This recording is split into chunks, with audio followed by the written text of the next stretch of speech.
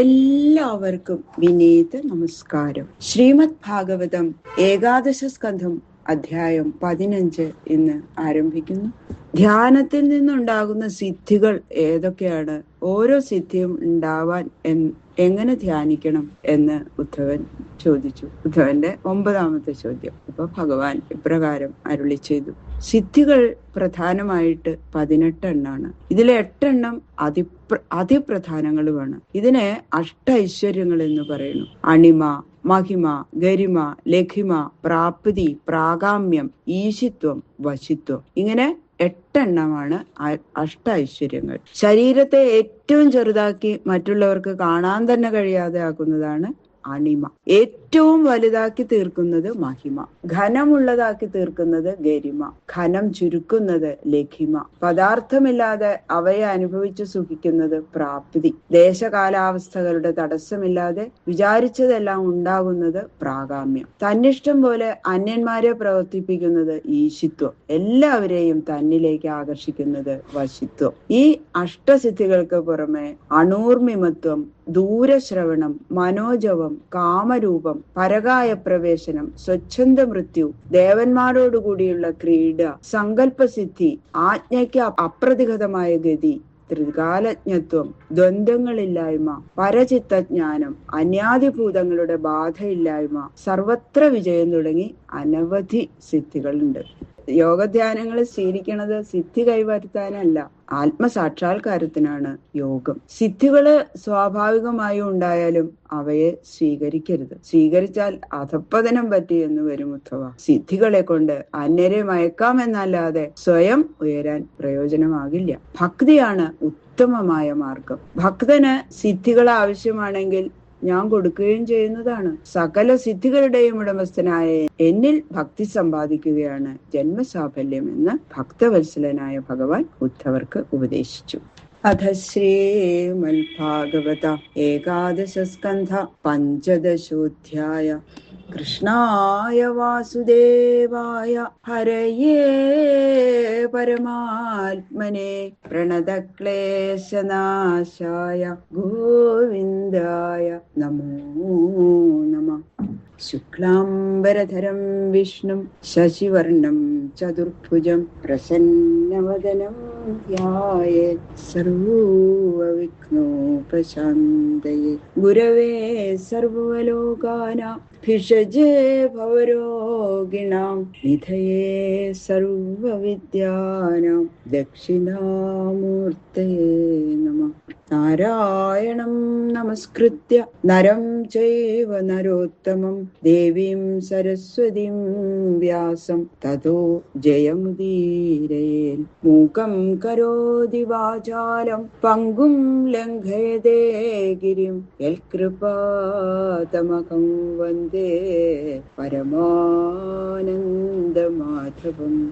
കഥാമയം ഭാഗവതാഭിധാനാം ഹരേ തനും ദേ ചരിതൈ ത്വദീയൈ യഥാമതി ത്വൽപരിതോഷകാമസ്തൗമി പ്രസീദാച്യുത മാരുതേശ.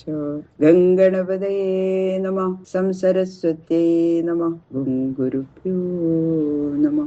ഓം നമോ ഭഗവതേ വാസുദേവായ. ഓം നമോ ഭഗവതേ വാസുദേവായ. ഓം നമോ ഭഗവതേ വാസുദേവായ.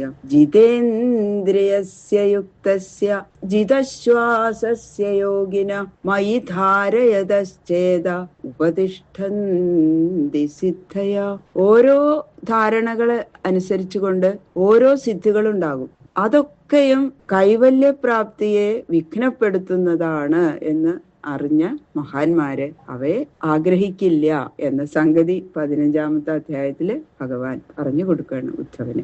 ഇന്ദ്രിയങ്ങളെയും ശ്വാസത്തെയും അടക്കി എന്നിൽ മനസ്സിനെ ഉറപ്പിച്ചു കൊണ്ടിരിക്കുന്ന യോഗിക്ക് സിദ്ധികൾ താനേ തന്നെ ഉണ്ടാകുന്നു.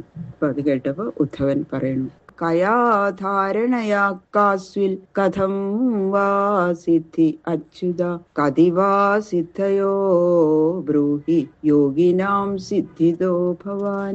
അവര് ചോദിക്കാണ്, ഏത് കാലത്തും നാശമില്ലാത്ത സ്വാമി, ഏതേതു മാതിരി ധാരണയാൽ ഏതേതു വിധം സിദ്ധികൾ ആണ് ഉണ്ടാവുന്നത്? സിദ്ധികൾ എത്ര വിധമുണ്ട്? അങ്ങയുടെ കാരുണ്യം കൊണ്ടാണല്ലോ യോഗികൾക്ക് സിദ്ധികൾ ഉണ്ടാവുന്നത്. അതിനാൽ സിദ്ധിപ്രദനായ ഹേ സ്വാമി, അങ്ങ് തന്നെ അങ്ങയുടെ വിശേഷങ്ങൾ ഉപദേശിച്ചു തരണേ എന്ന് പറയണം. ശ്രീ ഭഗവാനുവാച സിദ്ധയോ അഷ്ടാദശ പ്രോക്ത ധാരണായോഗപാരകൈ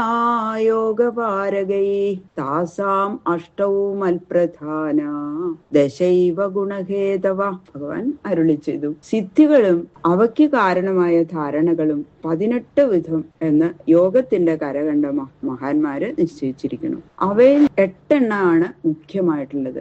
എന്നെ പ്രാപിക്കുന്നത് തന്നെ മുഖ്യസിദ്ധി. സത്വാദി ഗുണങ്ങളുടെ അഭിവൃദ്ധി നിമിത്തം ബാക്കി 10 സിദ്ധികൾ ഉണ്ടാകുന്നു. അണിമാ മഹിമാമൂർത്തേർ ലഘിമാ പ്രാപ്തിരിന്ദ്രിയൈഃ പ്രാകാശ്യം ശ്രുതദൃഷ്ടേഷു ശക്തി പ്രേരണമീശിത. അണിമ, മഹിമ, ലഘിമ എന്ന 3 സിദ്ധികൾ കൊണ്ട് തന്റെ ശരീരത്തെ ചെറുതും വലുതും ഘനമില്ലാത്തതുമാക്കി തീർക്കാൻ കഴിയും. സർവ പ്രാണികളുടെ ഇന്ദ്രിയങ്ങളോട് കൂടി ചേർന്ന് ആഗ്രഹിക്കും പോലെ ഒക്കെ സുഖം അനുഭവിക്കാൻ ശക്തി ഉണ്ടാക്കി തീർക്കുന്നത് പ്രാപ്തി എന്ന സിദ്ധിയാകുന്നു. ഇഹത്തിലും പരത്തിലുമുള്ള വസ്തുക്കളെ എല്ലാം കാണുകയും കേൾക്കുകയും ചെയ്യാൻ പ്രാകാശ്യം എന്ന സിദ്ധിയാൽ സാധിക്കും. തന്റെ ഇഷ്ടം പോലെ മറ്റുള്ളവരെ കൊണ്ട് പ്രവർത്തിപ്പിക്കാൻ കഴിവുണ്ടാകുന്ന ശക്തിയാണ് ഈശിത എന്ന സിദ്ധിയുടെ ഫലാണ്. ഗുണേഷ്വസംഗോവശിത യൽ കാമസ്തദവസ്യതി ഏതാമേ സിദ്ധയ സൗമ്യ അഷ്ടാവ ഉൽപ്പത്തി കാമത. ഗുണകാര്യങ്ങളായ ദേഹാദികളിലും വിഷയസുഖങ്ങളിലും ചേർച്ചയില്ലാതെ ഇരിക്കാനുള്ള ശക്തി വശിത എന്ന സിദ്ധിയാൽ ഉണ്ടാകും. ആഗ്രഹിക്കുന്ന എല്ലാ സുഖങ്ങളും അപ്പൊ തന്നെ സാധിക്കുന്ന സിദ്ധിക്ക് കാമാവസായിത എന്ന പേരാകുന്നു. ഈ സിദ്ധിയെ പ്രാകാമ്യം എന്നും പറയാറുണ്ട്. ഈ 8 സിദ്ധികൾ എപ്പോഴും എന്നിലുള്ളവയും നിരതിശയങ്ങളുമാകുന്നു. അനൂർമിമത്വം ദേഹേസ്മിൻ ദൂരശ്രവണ ദർശനം മനോജവ കാമരൂപം പരകായ പ്രവേശനം. ഇതുകൂടാതെയുള്ള 10 സിദ്ധികള് സംസാര സുഖത്തെ മാത്രം ജനിപ്പിക്കുന്നവയാകയാൽ അവ ഉത്കൃഷ്ടങ്ങളല്ല ഉദ്ധവ. എങ്കിലും അവയുടെ സ്വരൂപം വിവരിക്കാം. ഈ ദേഹത്തോടു കൂടിയിരിക്കുമ്പോൾ തന്നെ വിശപ്പും ദാഹവും ഇല്ലാതിരിക്കുക, ദൂരത്തിലുള്ള പദാർത്ഥങ്ങൾ കാണുക, ശബ്ദങ്ങൾ കേൾക്കുക, വിചാരിച്ച ദിക്കിൽ അപ്പപ്പോ ദേഹം എത്തുക, ഇഷ്ടമുള്ള രൂപമെടുക്കുക, അന്യ ശരീരത്തിൽ സ്വജീവനെ പ്രവേശിപ്പിക്കുക, സ്വച്ഛന്ദ മൃത്യുർദേവാനാം സഹക്രീഡാനുദർശനം യഥാസങ്കൽപ്പ സംസിദ്ധി ആജ്ഞാപ്രതിഹതാഗതി. ഇഷ്ടം പോലെ മരിക്കുക, ദേവസ്ത്രീകളോട് ഒരുമിച്ച് കളിക്കുന്ന ദേവന്മാരെ കാണുക, സങ്കല്പിക്കുന്നതൊക്കെ കിട്ടുക, കൽപ്പനയ്ക്ക് തടസ്സം ഒരു ദിക്കിലുമില്ലാതെ വിചാരിക്കുന്നിടത്ത് പ്രവേശിക്കുക. ഈ 10ഉം താണതരം സിദ്ധികളാകുന്നു. ബാക്കിയുള്ള ശ്ലോകങ്ങള് നാളെ നോക്കാം. സർവത്ര ഗോവിന്ദ നാമ സങ്കീർത്തനം. ഗോവിന്ദ ഗോവിന്ദ.